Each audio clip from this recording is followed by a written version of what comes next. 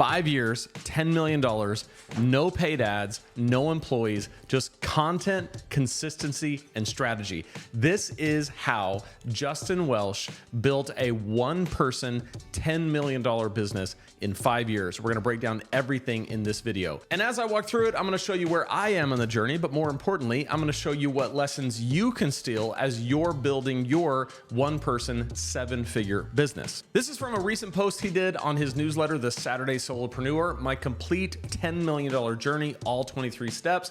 If you're not subscribed to his newsletter, you should be. The link's in the description.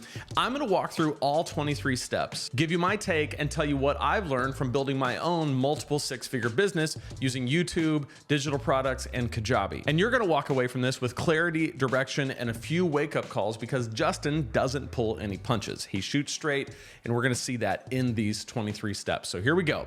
Step number one, created lots of noise. By the way, if you read this, he shows you the timeline. 29 months to hit the first 1 million, and then it goes on from there until he hits the first 10 million recently.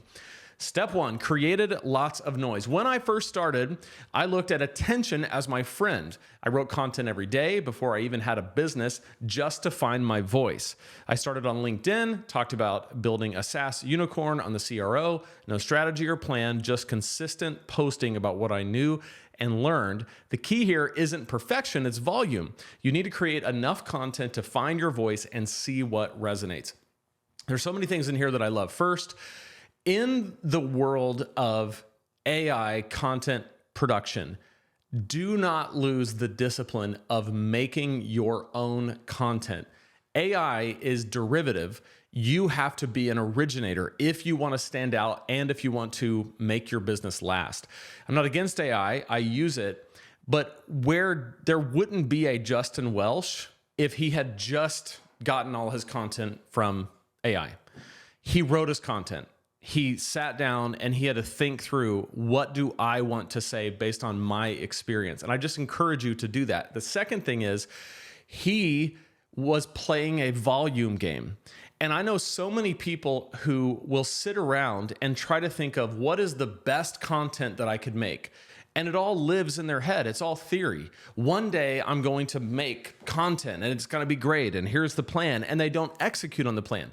And if you don't execute on the plan, nobody finds out about you. It is a numbers game. The key is not perfection, it's volume. He's right about that. So my encouragement to you would be make content and do it often. Make so much content that you start to understand your voice. And step two, look for the signal. So he found the signal in the noise. Inside all that noise was signal. Sometimes I bombed and sometimes I struck a chord. I paid attention to what resonated and I doubled down on that stuff. This allowed me to understand what people cared about, so I kept writing and talking about it. Pay attention to your metrics, not vanity metrics, but engagement metrics. So what makes people comment, share, reach out to you with questions? There's so much here that I love. First, the first step was, I'm just going to get attention. And I've heard Justin talk about this quite a bit, where when he first started, it was like, I need to get attention where I can get it. So he landed on LinkedIn, built a large audience, getting attention. That's noise. But then you have to kind of see, like, what is the signal that I'm getting? What's the engagement? How are people responding? What are they saying? What are they asking me for more of?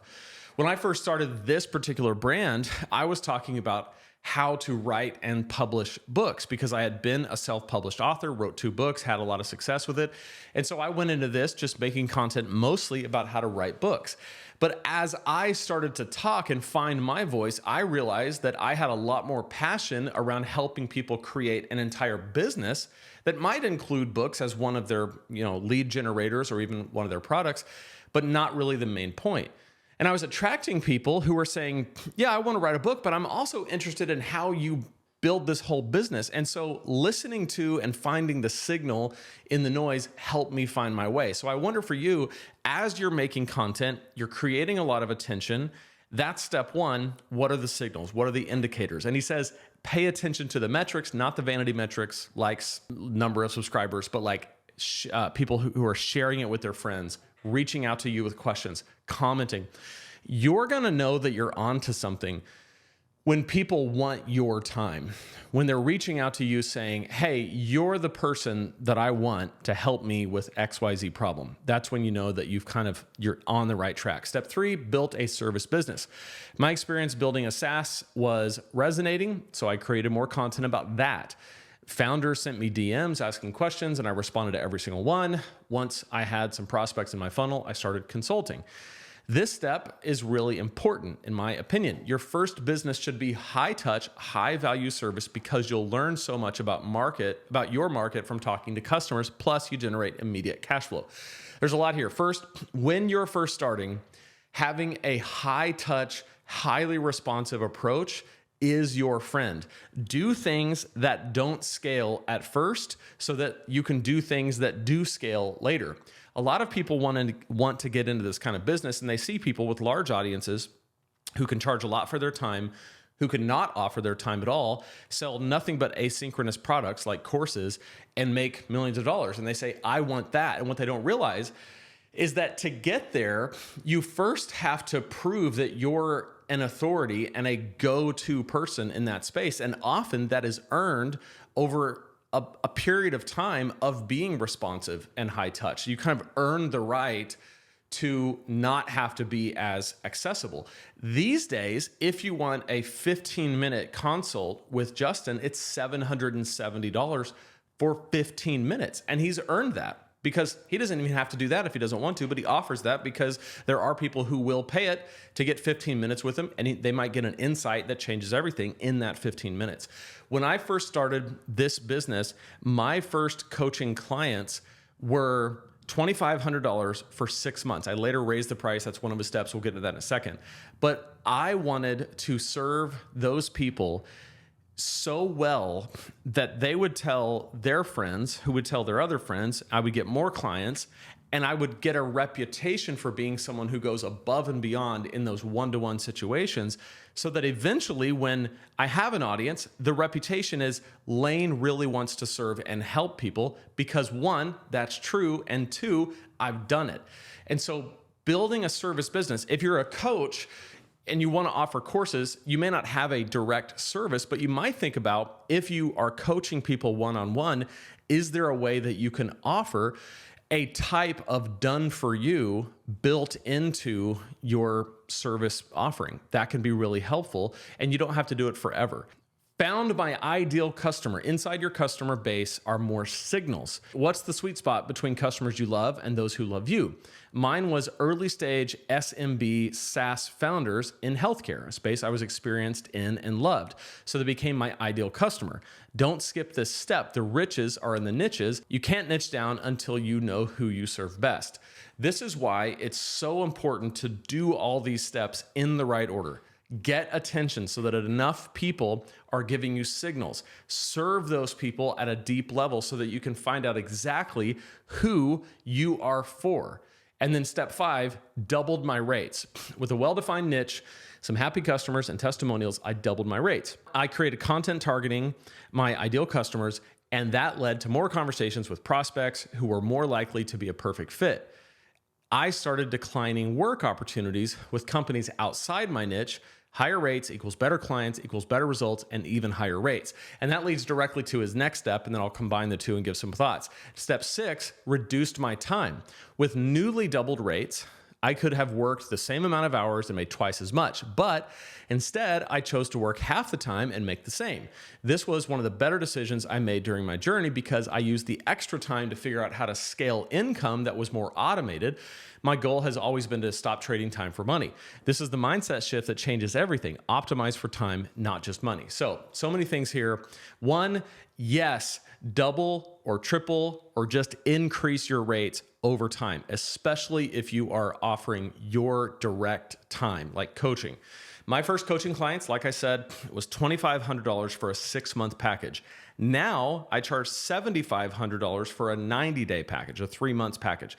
So I tripled the cost and reduced the time by half. Raising rates isn't about trying to just make as much money as possible. It's about optimizing for time, not just money. It's about refusing to just trade time for money, but to set up systems that automate so that when you are giving your direct input of time in a coaching situation, it is the most premium, most expensive thing that you offer to a certain part of your ideal customer base, because some customers may not want or need to work with you in a one-on-one situation. And those people, that's who your courses are for, and that might serve them well. I have lots of business coaches that I've never met, never talked to, but I have all their courses. In fact, I met Justin at Kajabi Hero Live. Great guy. I consider him a friend.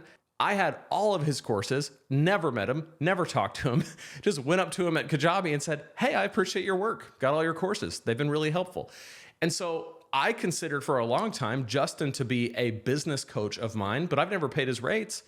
I paid $150 for each course, and then the big course was like $600. So he's got like less than $1,000 for me and a whole heck of a bunch of money's worth of coaching. So you can offer people really good value, not have to be there in real time. That's what courses and communities are for. And so when you do coach people, you raise your rates and you get more for it. Step 7, keep my eyes and ears open. Here's when something interesting happened. In an effort to discover common problems I could productize, I started rereading my LinkedIn DMs. I had repetitive questions about SaaS sales, but my inbox was also jammed with questions about LinkedIn itself. Your customers will tell you what to build next. You just have to listen. So here's what I love about this. As he is serving people and working with people in a particular space, he's getting questions about how did you grow on LinkedIn? So he's doing one thing and he's getting questions about another. It's kind of like when I first went full time with Preaching Donkey, my first online business. That was 5 years ago this month. I had a lot of people that were kind of in my world and in my space, and they were like, wait a second, so you're no longer employed by the church? Yes. No, I'm not. I left. Okay, how are you making a living? Like they knew about Preaching Donkey. They knew that I had books and courses, but I don't think they fully understood that that business was a viable business that could make a lot of money, could scale, and that I was making a living doing something that they had no idea was even a marketable thing. And so I started getting people asking me, how do I do that? And then I started to be very interested in showing people, hey, I just took a skill, how to preach with confidence and clarity, and I'm teaching it to other pastors. You have a skill in this area. You have knowledge in this area that's specialized. You could teach it to other people who want that knowledge. And so I started helping people make businesses doing the same thing I was doing. And then this whole business that I have now, this whole brand, Lane Sebring, was built out of just people going, okay, I know you do this, and yeah, that's cool, but I'm more interested in the process. How did you do this? Same thing happened to Justin with LinkedIn. It's like he's talking about SaaS sales, and people are like, but how'd you grow on LinkedIn? Because everybody's trying to grow an audience. Step 8, tested a hypothesis. By this time, I'd grown to 21,000 followers on LinkedIn, and people wanted to know how I did that. I had an idea that showing people how I used LinkedIn might be an easy info product I could create and sell. So I made a short course called the LinkedIn Playbook and put it up for sale for $50 and wrote posts about it. The first product was casual in every sense, no high production value, just sharing what I'd learned as if I were chatting with a friend over a beer. Don't overthink your first product, test quickly and cheaply. And then I'm gonna go to step 9 and we'll combine the two. Step 9, made my first product money. I put the LinkedIn Playbook for sale on Gumroad, April 16th, 2020. And the first month I made $10,482. I was completely shocked. I now had my first digital product, but was in a totally different niche than my service business. Honestly, this confused me. And I know this happens to so many people. Confusion is normal when you're building. Follow what customers are willing to pay for. So there's the proof of the fact that he made this money. So the first thing he does is he tests his hypothesis with a minimum viable product, an MVP. Something that costs $50, is easy to make, you can get it out fast. He did that. This is why I always encourage people to begin with a mini course. Don't try to set up a flagship course from day one. Start with a mini course, see how people respond to it. It's way easier to take it down, tweak it, do something else because you haven't put months and months and months into it. And then when he started making money about that, he's like, oh my gosh, so I tested something and it worked. So step 10, he ran with what was working. And then step 11, he tripled down. Over the next 15 months, the LinkedIn playbook brought in $75,000.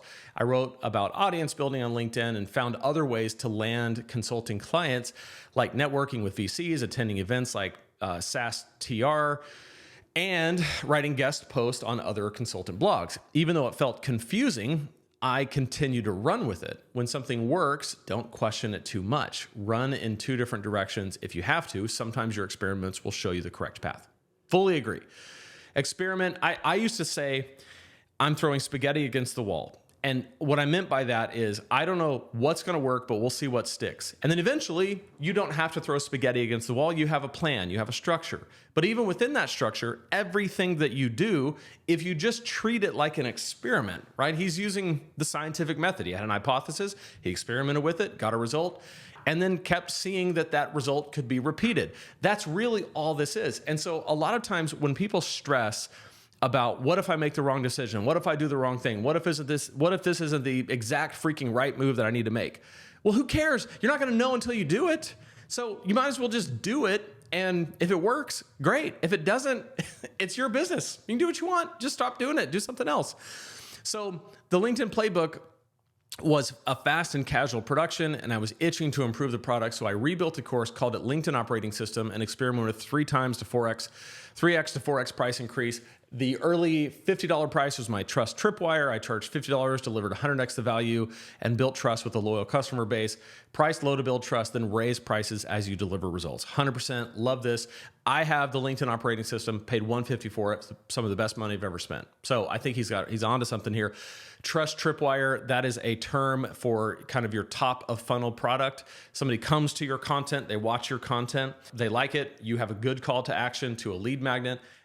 They take you up on your lead magnet. Now they're in your funnel. The very first thing that they should be shown is a tripwire product, something that's either really, really low cost or just so well priced that it's just a no-brainer, where they can take you up on that, see amazing results, and then they end up buying more either right then because you have upsells or down the road.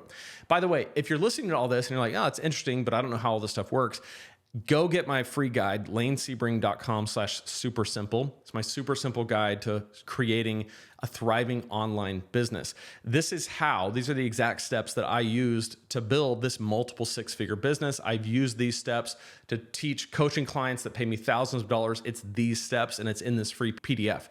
It's over at lanesebring.com/super simple. You can go pick it up and read it like right now.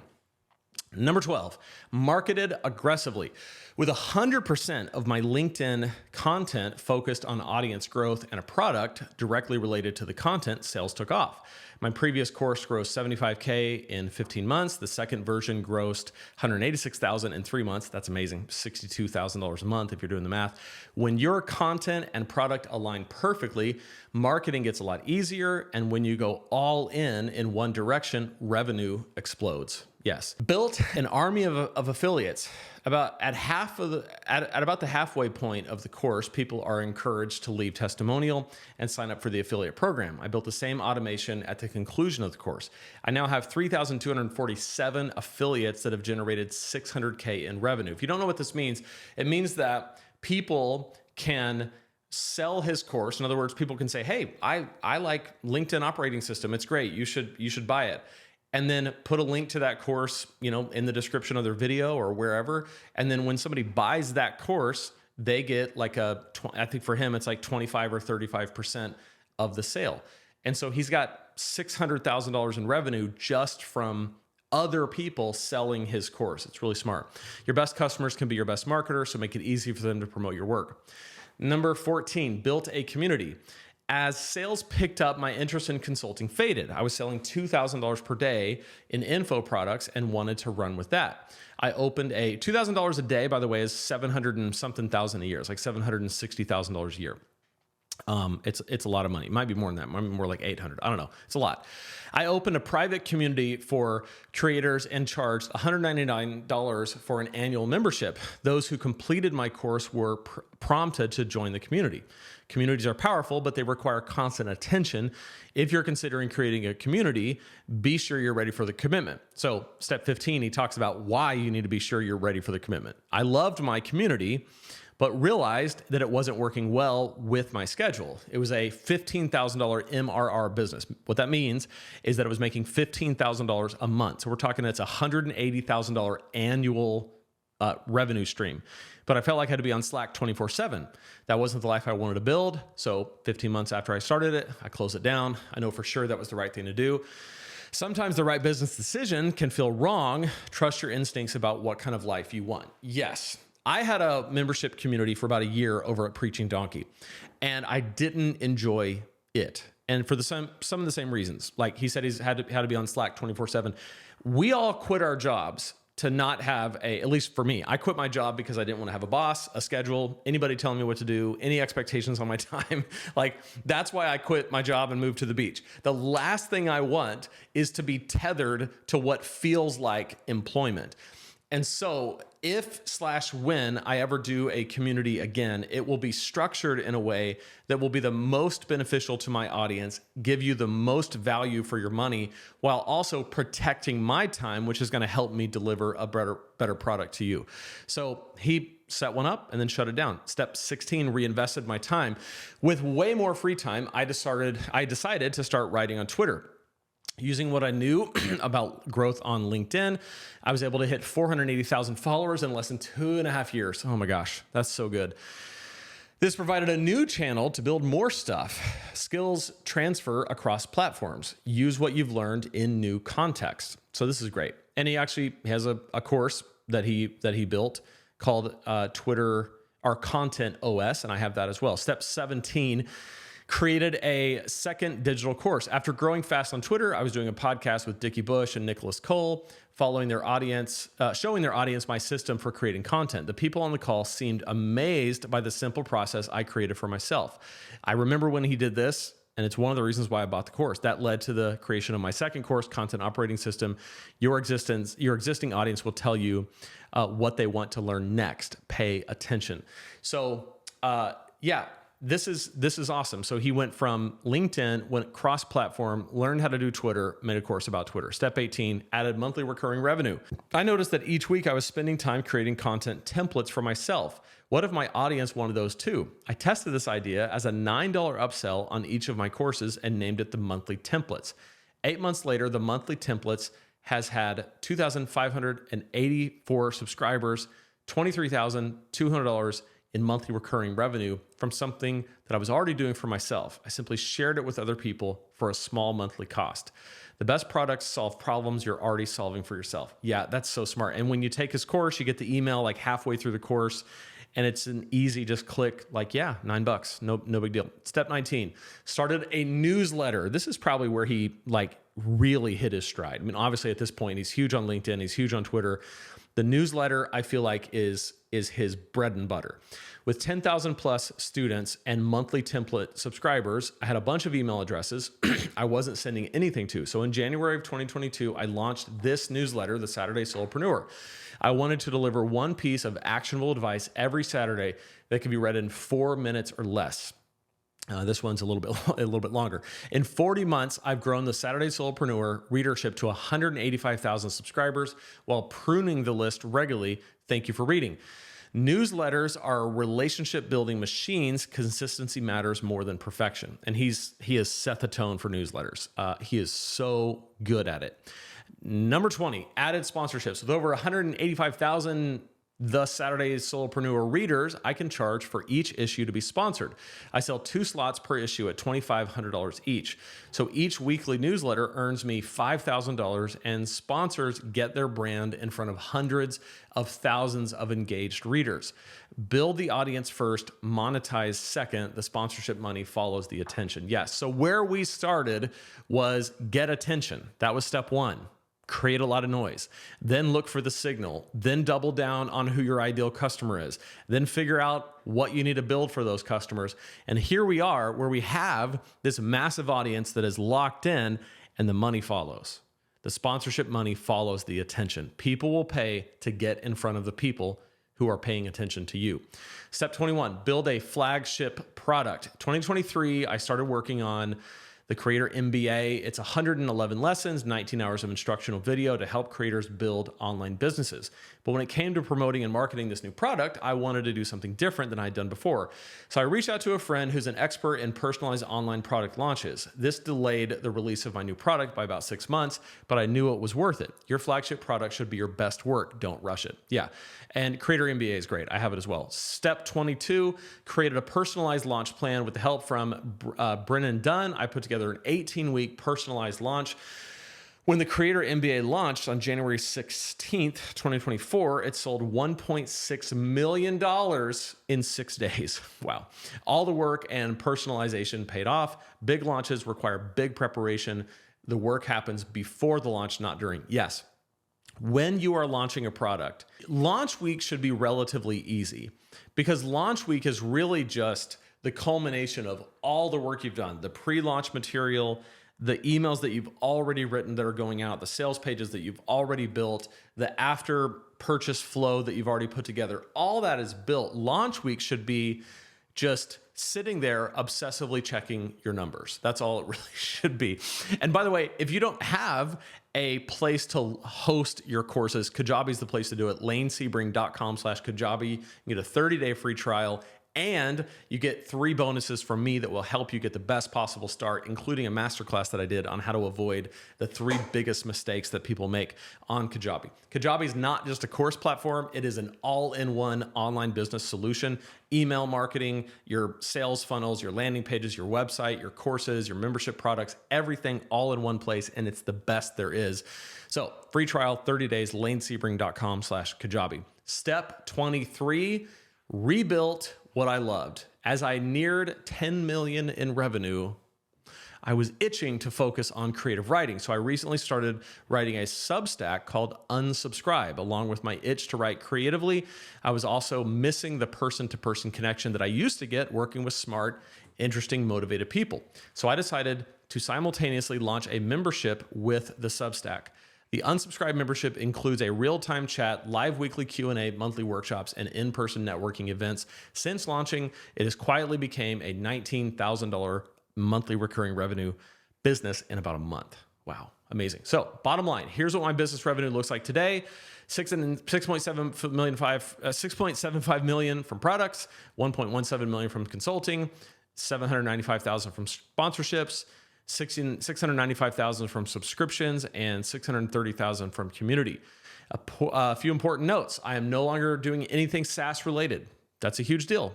He's doing completely coaching now, info type business, not software as a service. No paid ads, no employees. My wife helps me a lot. An outsourced VA answers customer service tickets, and I partner with people when I need, like Brennan. This newsletter issue might make the path look easy, but it wasn't. It took 6 years, 5,000 pieces of content, and many worried days and sleepless nights. And I think it's important to remember that I'm not an outlier. The creator game is one of the toughest ways to make a living, but if you're going to try, you have to maintain a long game mentality. Start a side project, build 60 to 70% of your salary, then go all in. It's good advice. These 23 steps aren't a guarantee, and your path will be surely different, but many of these principles translate to any creator situation. So take what you can find useful, discard the rest, pay attention to signals, follow the paid customers, build what they want, and stay consistent. Love this. Now, I went in and I asked ChatGPT, I said, hey, here is Justin Welsh's latest newsletter. Justin Welsh sent a killer email this morning documenting 23 steps. Can you analyze it? Tell me, based on what you know about my business, where would you place me on his journey? If you had to match it up, what is my next step? What can I learn? Here is where it puts me. So I would place you somewhere between steps 12 and steps 16. So step 1 through 3 says you've done this through YouTube, coaching, Kajabi affiliate, and content creation. Step 4 through 6, you've niched into helping online business owners launch courses, affiliate income, and you've built high ticket offers. Step 7 through 9, you've gotten digital courses, affiliate products, and you're testing high ticket offers. Now, Affiliate Empire Accelerator, that's coming. Run with winners, price up, market aggressively. You've got evergreen YouTube videos driving leads, your marketing aligned offers. Build an affiliate army. You've done this for Kajabi, but haven't built your own affiliate force to promote your products. That's good. That's a good observation, ChatGPT. Step 14 through 16, build community, reallocate time, and expand channels. You haven't gone super deep into community or cross-channel scale yet. Twitter, X, newsletter, sponsorships, still wide open for you. So maybe you could just copy, paste, stick it into ChatGPT, say, where am I on this journey? Because it might help you. Thank you so much for watching. Be sure to go and subscribe to the Saturday Solopreneur because Justin is a great guy and you should be following him. You'll learn a lot. And if you're watching and you're thinking, this is great that Justin's made all this money, but I'm not making any money, there might be a few reasons why. So in this video, I'm gonna show you exactly why your business isn't making money and exactly how to fix it. So click right there and I'll see you in that video.